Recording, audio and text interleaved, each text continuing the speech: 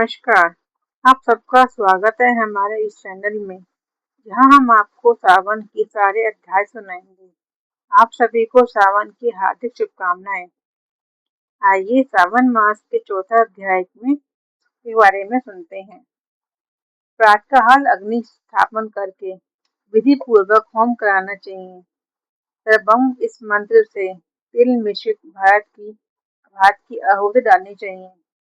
उसी प्रकार शिव गायत्री मंत्र से घृत मिश्रित भात की आहुति डालें और पुनः षडाक्षर मंत्र में खीर की आहुति प्रदान करें। तदनंतर पूर्ण आहुति देकर होम शेष का समापन करना चाहिए। इसके बाद में ब्राह्मणों को भोजन कराना चाहिए तथा साथ ही आचार्य की पूजा करनी चाहिए। हे महाभाग, इस प्रकार के उद्यापन संपन्न करके मनुष्य ब्रह्म हत्या आदि पातकों से मुक्त हो जाता है। इसमें कोई संदेह नहीं है। अतएव इस महाव्रत को अवश्य करना चाहिए। हे मुने, अब श्रावण में मास उपवास की विधि को आदरपूर्वक सुनिए। प्रतिपदा के दिन प्रातःकाल इस व्रत को संकल्प करें। स्त्री हो या पुरुष, मन तथा इंद्रियों को नियंत्रित करके इस व्रत को करें। अमावस्या तिथि को लोक का कल्याण करने वाले वृक्षध्वज शंकर की अर्चना पूजा षोडश उपचारों से करें। तदनंतर अपनी सामर्थ्य के अनुसार वस्त्र तथा अलंकार आदि से ब्राह्मणों का पूजन करें, उन्हें भोजन कराएं तथा प्रणाम करके विदा करें। इस प्रकार से किया गया मास उपवास व्रत मेरी प्रसन्नता कराने वाला होता है। हे संत कुमार, मनुष्य को सभी स्त्रियों सिद्धियों प्रदान करने वाले लक्ष्य संख्या प्रेरित रुद्रवती व्रत के विधान को सावधान होकर सुनिए। अत्यंत आदर पूर्वक कपास के 11वें तंतुओं से बत्तियां बनानी चाहिए। वे रुद्रवती नामक वाली बत्तियां मुझे प्रसन्न करने वाली हैं। मैं श्रावण मास में भक्ति पूर्वक दीवान के देव गौरीपति महादेव का इन 1,00,000 संख्या वाली बत्तियों से निराजन करूंगा। इस प्रकार श्रावण मास के प्रथम दिन विधि पूर्वक संकल्प करके महीने भर प्रतिदिन शिव जी का पूजन कर 1,000 बत्तियों से निराजन करें और अंतिम दिन 71,000 बत्तियों से निरंजन करें अथवा प्रतिदिन 3,000 बत्तियां आदर पूर्वक अर्पण करें। अंतिम दिन 13,000 बत्तियां समर्पित करें अथवा एक ही दिन सभी 1,00,000 बत्तियों को मेरे समक्ष जलाएं। प्रचुर मात्रा में घृत में भिगोई जो पत्तियां होती हैं, वे मुझे बहुत प्रिय है। तत्पश्चात मुझे विश्वेश्वर का पूजन करके कथा श्रवण करें।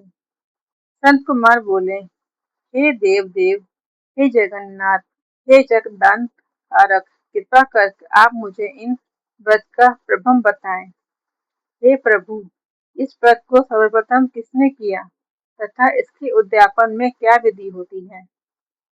ईश्वर बोले, हे ब्रह्मपुत्र, व्रतों में उत्तम इस रुद्रवती व्रत के विषय में सावधान होकर सुनिए।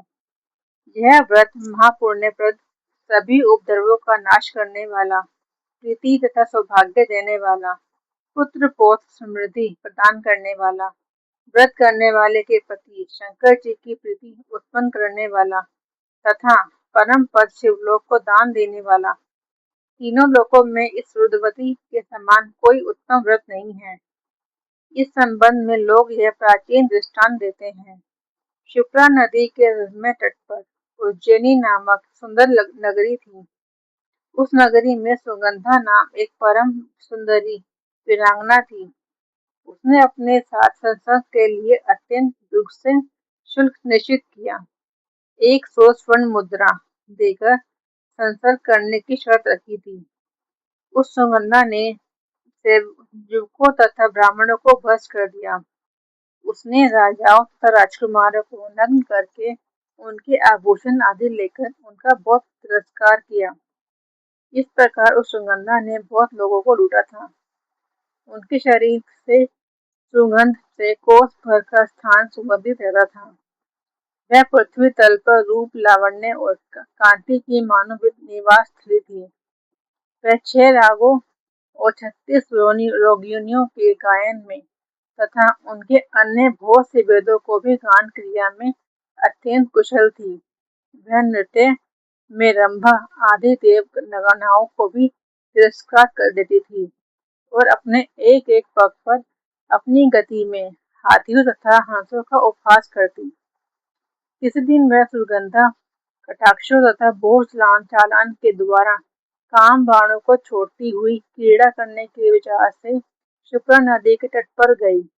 उसने ऋषियों के द्वारा सेवित मनोरमा नदी को देखा।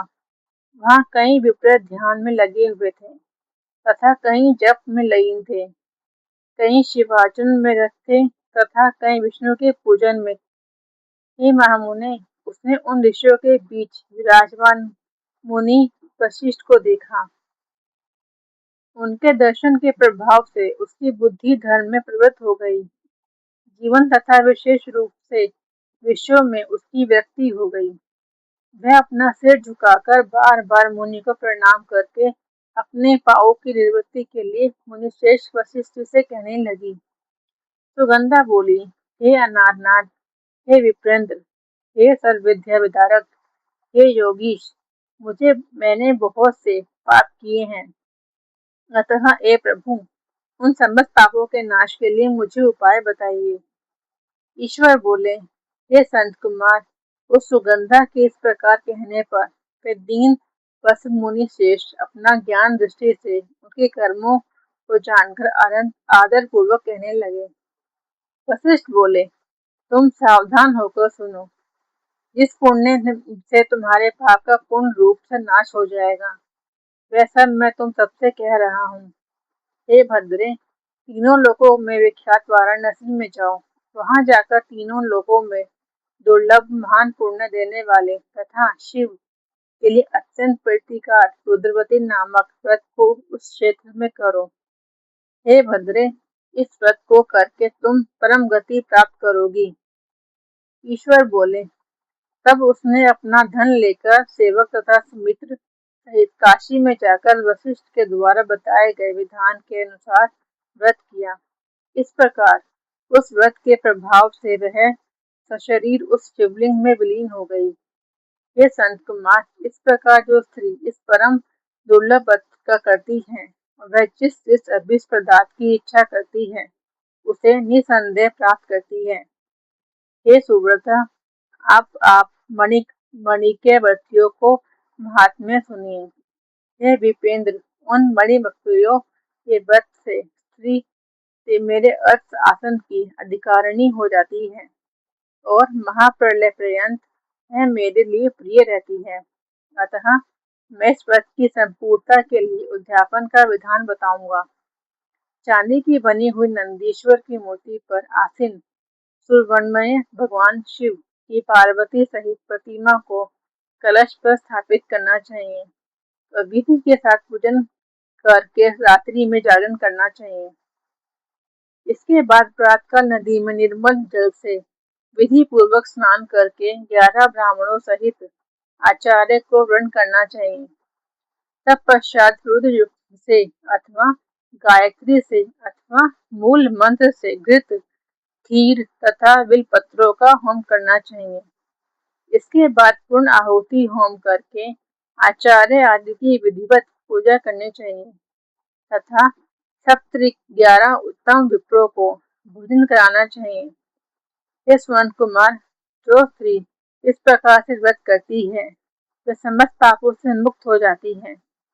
तत्पश्चात विधान पूर्वक कथा सुनकर स्थापित की गई समस्त सामग्री ब्राह्मण को दे देनी चाहिए।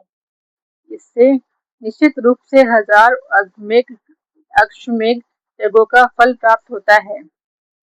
इस प्रकार श्रीकंद पुराण के अंतर्गत श्री सत्य कुमार संवाद में श्रावण मास महात्म्य में चौथा अध्याय पूर्ण हुआ। ओम नमः शिवाय।